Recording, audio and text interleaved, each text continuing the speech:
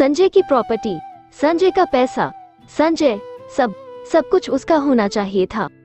लेकिन उसकी कुंडली की वजह से वो संजय की पहली पत्नी नहीं बन सकती थी, इसीलिए उसे ये सब मंजूर करना पड़ा था।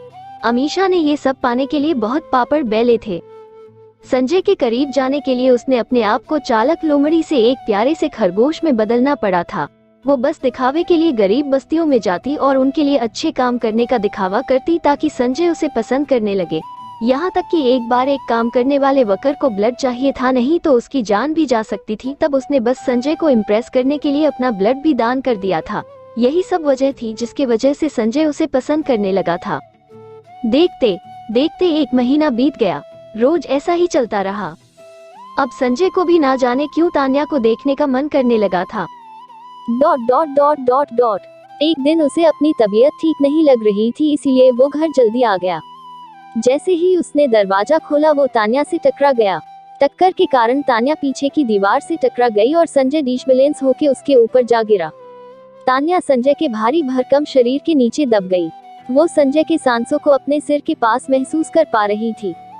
संजय ने नीचे देखा। वो तान्या के मासूम से चेहरे को देखता ही रह गया। इतनी खूबसूरत, कोई इतना मासूम कैसे हो सकता है?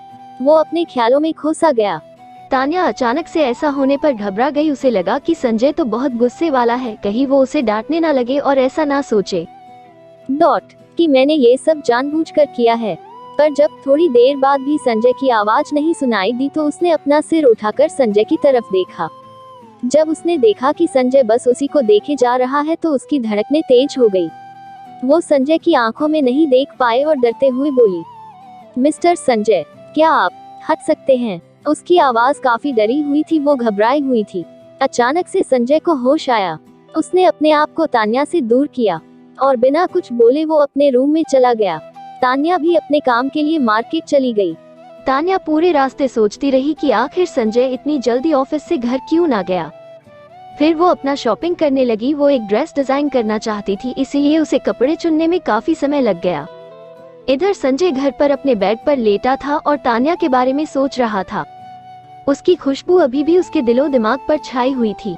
वो चाह कर भी उसके बारे में सोचने से खुद को रोक नहीं पा रहा था। तान्या के बारे में सोचते सोचते वो सो गया। जब उसकी नींद खुली तो उसने देखा कि शाम के 7 बजने को हुआ था। उसने मारिया से चाय लाने को कहा। मारिया चाय लेकर आई तो संजय ने उससे पूछ लिया कि तान्या वापस आ गई क्या। मारिया चिंता करते हुए बोली, नहीं सर, अभी नहीं, उनको गए काफी समय हो गया है। अब तो संजय को भी तान्या की चिंता होने लगी थी। उसने सोचा कि कहीं वो किसी मुसीबत में ना पड़ गई हो। उसे कॉल करूं, लेकिन उसे याद आया कि उसके पास तो तान्या का नंबर ही नहीं है। फिर उसने अपने सबसे वफादार सेक्रेटरी रमेश को फोन करने को सोचा ताकि वो तान्या का पता लगाए। अभी संजय ने फोन मिलाने के लिए उठाया ही था कि तभी दरवाजा खुलने की आवाज आई। संजय ने जब दरवाजे की तरफ देखा तो उसने देखा कि तान्या ने बहुत सारे बैग अपने हाथों में पकड़ रखे थे। संजय ने तान्या की मदद करने के लिए जैसे ही कदम बढ़ाया तभी तान्या ने मारिया आंटी को मदद के लिए आवाज लगाई। उसने संजय पर ध्यान ही नहीं दिया। वो भूल ही गई थी कि आज संजय पहले ही घर आ गया था। संजय ने अपने बढ़ते कदमों को रोक लिया और आराम से लिविंग रूम के सोफे पर बैठ गया। उसने तान्या को ना देखने का बहाना बनाया, लेकिन वो तिरछी निगाहों से तान्या को देख रहा था। तान्या आज बहुत ज्यादा थक गई थी। वो पसीने में भीगी हुई संजय को ना जाने क्यों बहुत ही खूबसूरत लग रही थी। आज तान्या ने गुलाबी कलर की फुल स्लीव की शर्ट और ब्लैक कलर की लॉन्ग स्कर्ट पहन रखी थी। उसने अपने बालों का जुड़ा बना रखा था। ना जाने क्यों संजय को उसके बदन की खुशबू आने लगी। वो एकटक तान्या को देखे जा रहा था। तान्या ने कुछ बैग मारिया को दिए और बाकी वो खुद लेकर जाने लगी। उसने देखा नहीं कि संजय उसी को देख रहा है। तभी संजय ने तान्या से कहा, तान्या, उद्धरण चिन्ह। संजय की आवाज बहुत शांत थी। तान्या उसकी आवाज सुन के एक पल के लिए रुकी और आवाज की दिशा में देखने लगी। तब उसे जो दोपहर में हुआ था वो याद आया। उसको याद करके वो घबरा गई।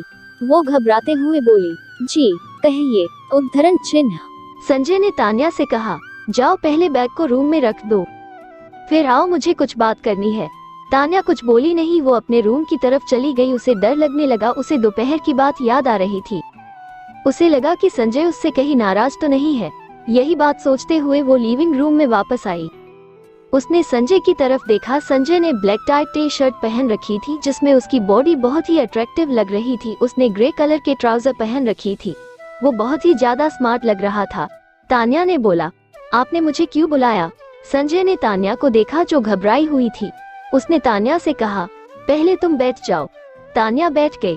फिर संजय ने अपना फोन उसकी तरफ करते हुए बोला, इसमें अपना नंबर सेव कर दो।